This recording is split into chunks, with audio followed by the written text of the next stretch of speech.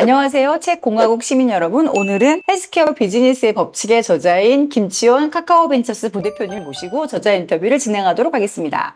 안녕하세요, 대표님. 네, 안녕하십니까. 의사에서 벤처 투자자로 네. 변신한 과정이 좀 약간 독특하신 것 같아요. 네. 이렇게 이직하시게 된 거, 각자의 일을 했었을 때의 차이점, 또 의대생들에게 한번 얘기해주고 싶으신 거. 네. 요 말씀을 드리려면 이제 내과 전문의가 되고 나서 이제 맥킨지라는 컨설팅 회사를 다녔었고, 그리고 나서는 이제 삼성 서울병원에서 진료는 하지 않고 기획실이라는 곳에서 행정 일을 했었거든요. 그리고 나서 이제 요양병원을 했었고, 요양병원을 하면서 또 좋은 기회가 돼서 아까 말씀 주신 것처럼 책을 내게 됐고, 또 그 책이 디지털 헬스케어라는 토픽 자체가 좀 스타트업들이랑 많이 엮여 있다 보니까, 그래서 이 책을 보시고서 이제 스타트업에 계신 분들이나 아니면 투자자분들이 연락도 주시고, 그 과정에서 뭐 자문도 하고, 뭐 엔젤 투자도 하고, 이제 이런 일들이 쭉 일어났었고요. 그러다가 코로나 때 카카오벤처스에서 연락을 한번 주셨었고, 그래서 헬스케어 투자하는데 관심 있으신데, 혹시 좀 같이 일해볼 생각이 없느냐라고 이제 제안을 주셨었고, 그때 병원을 하고 있으니까 당장 접을 수는 없다 그랬더니 감사하게도 알고 있고 그냥 이제 파트타임으로 시작을 해보자라고 해서 처음에 한 2년은 이제 병원에 적을 둔 채로 회사 일을 같이 했었고요. 근데 그러다가 일을 해보니까 뭐 일도 너무 재밌고, 그리고 이제 카카오벤처스라는 회사 자체, 그리고 이제 구성원들 또 너무 좋아서 이 정도면은 그냥 풀타임으로 해도 충분히 가치가 있겠다라는 생각을 해서 이제 카카오벤처스에서 풀타임으로 일한 지는 이제 한 3년 정도 되었습니다. 뭐 어떻게 보면은 그때 책을 낸 게 출발점이었던 측면이 있어요. 그러니까 책을 내기 전이랑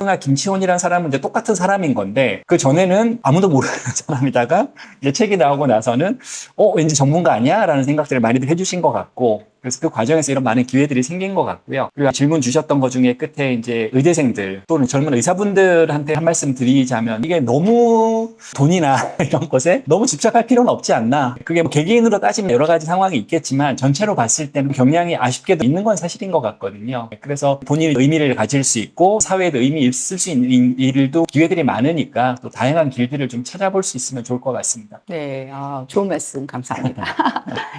지금 한국에 공부 제일 잘하는 사람이 다 의대에 진학하잖아요. 네. 그래서 이제 많은 분들이 의대 쏠림 현상이 심각하다 말씀들을 하시는데, 역으로 생각해보면 한국의 K-메디컬, K-의료가 세계 최고다. 한국의 제일 뛰어난 인재, 제일 똑똑하고 스마트한 사람들이 다 의료계에 진출되어 있기 때문에 전 세계 어느 나라의 의대보다 강력하고 세다라고 오히려 역으로 생각해보면은 무궁무진한 헬스케어, 의료, 바이오 쪽에서의 가능성들을 이 분들이 만들어내지 않을까라는 생각도 좀 해요. 한국 K-메디컬 갈 수 있는 네. 헬스케어 쪽에서의 그 생태계는 지금 어느 정도 위치인가요? 좀 나눠서 생각해 봐야 될 것 같은데요. 하나는 헬스케어라고 하는 것은 사실 로컬 비즈니스거든요. 물론 외국인 환자들이 한국에 와서 미용 성형도 하고 이런 것들이 있지만, 그게 의료 전체에서 차지하는 비중은 여전히 대단히 적거든요. 그건 한국만의 현상이 아니고, 심지어 예를 들면 미국이면 전 세계에서 제일 의료의 최선진국이라고 하는데도 외국인 환자들이 굳이 미국까지 와서 진료받는 비율은 제가 알기로는 그렇게 높지 않거든요.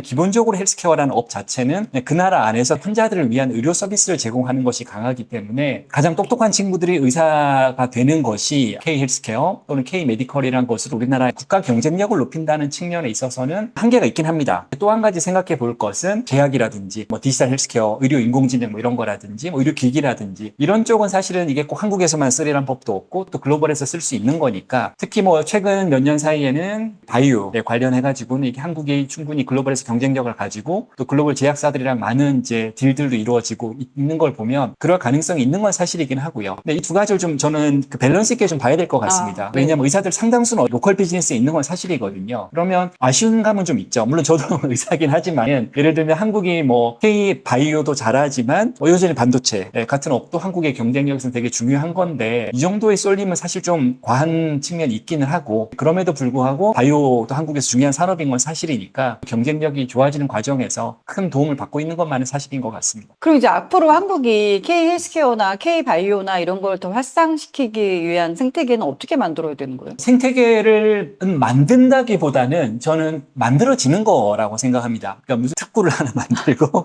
클러스터를 여기다 하나 만들고 국가 차원에서 클러스터를 만들고 여기다 이 지역엔 특구를 만들고 하면은 거기에 세금 혜택을 주고 땅을 싸게 해주고 이제 이러면 거기가 생기는 거다라고 생각하실 수 있는데, 오성도 있지 않나요? 네, 우리나라에 사실 좀 헬스케어랑 관련된 듣고 되게 많거든요. 아. 근데 약간 뭐 그 하나하나가 나쁘다는 얘기를 하고 싶은 건 아닌데 굳이 비교를 하자면 미국에서도 헬스케어 클러스터라고 할 만한 게 거의 보스턴, 이 일장에 굳이 두 개를 대자면 샌디에고 정도거든요. 헬스케어 산업에서 제일 큰 나라가 그 정도인데 그걸 감안하면 한국의 시장과 헬스케어 산업의 글로벌 위상을 생각했을 때 우리나라에 이렇게 많은 클러스터들이 있는 게 맞는 거냐라는 생각 솔직히 좀 있고요. 아. 근데 이제 제가 만들어지는 거다라는 말씀을 왜 드렸냐면 원래 생태계는 그런 거잖아요. 사람들이 필요에 따라서 자기들이 주위에 모여서 거기서 무엇인가가 생겨나는 걸 저는 말씀드리고 싶었던 건데 근데 그런 관점에서 생각해보면 사실 한국은 이미 판교라든지 아니면 대전 같은 곳에서 특히 주로 바이오를 중심으로 이미 좋은 생태계들이 많이 만들어지고 있는 것 같거든요. 아. 물론 국가도 도움을 주셨겠지만 네. 그게 중요하다기보다는 그 업에 계신 분들이 뭐 대전이면 카이스트 또는 LG생명과학에 계시던 분들 이제 이런 분들이 중심이 돼서 자연스럽게 만들어진 좋은 어떤 클러스터들이 있기 때문에 지금 현재. 네, 그러니까 거기에 뭔가 좀 더 또 조금 지원까지 더해진다면 뭐 훨씬 더 강한 경쟁력을 가질 수 있지 않을까라고 생각합니다.